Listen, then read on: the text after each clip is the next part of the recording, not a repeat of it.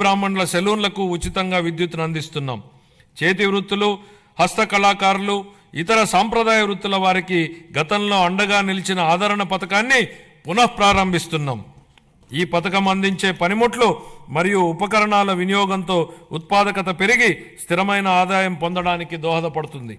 25-26 ఆర్థిక సంవత్సరానికి షెడ్యూల్ కులాల సంక్షేమం కోసం 20,281 కోట్ల రూపాయలను, షెడ్యూల్ తెగల సంక్షేమం కోసం 8,159 కోట్ల రూపాయలు, వెనుకబడిన వర్గాల సంక్షేమం కోసం 47,456 కోట్ల రూపాయలను, అల్పసంఖ్యాక వర్గాల సంక్షేమం కోసం 5,434 కోట్ల రూపాయల కేటాయింపును ప్రతిపాదిస్తున్నాను. మహిళాభివృద్ధి మరియు శిశు సంక్షేమం. అసంబద్ధ సామాజిక కట్టుబాట్లను ధిక్కరించి భారతదేశంలో తొలి మహిళా ఉపాధ్యాయులుగా గుర్తింపు పొందిన శ్రీమతి సావిత్రిబాయి పూలే ఈ విధంగా అన్నారు: ఒక మహిళకు సాధికారత కల్పిస్తే మొత్తం సమాజాన్నే ఉద్ధరించినట్లవుతుంది.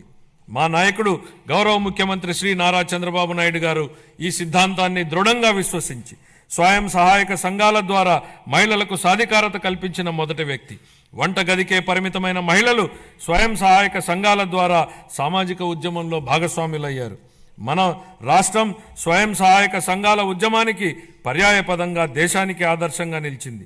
నేడు మన రాష్ట్రంలో 10 లక్షలకు పైగా స్వయం సహాయక సంఘాలు పనిచేస్తూ రాష్ట్ర ఆర్థిక కార్యకలాపాలలో ప్రముఖ పాత్ర పోషిస్తున్నాయి. స్వయం సహాయక సంఘాల ద్వారా సాధించిన ఈ సాధికారత ఎంతగా ఉందంటే రాష్ట్ర సంక్షేమ విధానాలను మరియు రాజకీయాలను ప్రభావితం చేసే శక్తిగా డ్వాక్రా వ్యవస్థ రూపొందింది. స్త్రీ నిధికి కేటాయించిన నిధుల్లో 750 కోట్ల రూపాయలను గత ప్రభుత్వం పక్కదారి పట్టించింది. మహిళా స్వయం సహాయక సంఘాల సభ్యుల ఆర్థిక సాధికారతకు ఎంతో విఘాతం కలిగించింది. మహిళల ఆర్థిక అభ్యున్నతిలో స్వయం సహాయక సంఘాల కీలక పాత్ర పోషించేలా మా ప్రభుత్వం దిద్దుబాటు చర్యలు చేపడుతోంది.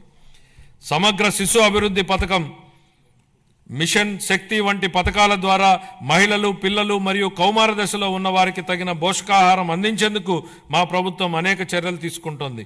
మేనిఫెస్టోలో హామీ మేరకు అంగన్వాడీ కార్యకర్తలకు గ్రాట్యుటీ మంజూరు చేసిన ఘనత మా ప్రభుత్వానిదే. వృద్ధుల సంరక్షణ కోసం కొత్తగా 12 వృద్ధాశ్రమాలు మంజూరు చేయడం జరిగింది. 25-26 ఆర్థిక సంవత్సరానికి గాను మహిళలు, పిల్లలు, దివ్యాంగులు మరియు వృద్ధుల సంక్షేమ శాఖకు 4,332 కోట్ల రూపాయల కేటాయింపును ప్రతిపాదిస్తున్నాను.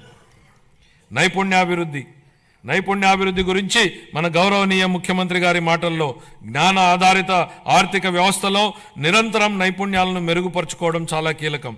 కాలానుగుణంగా మారుతున్న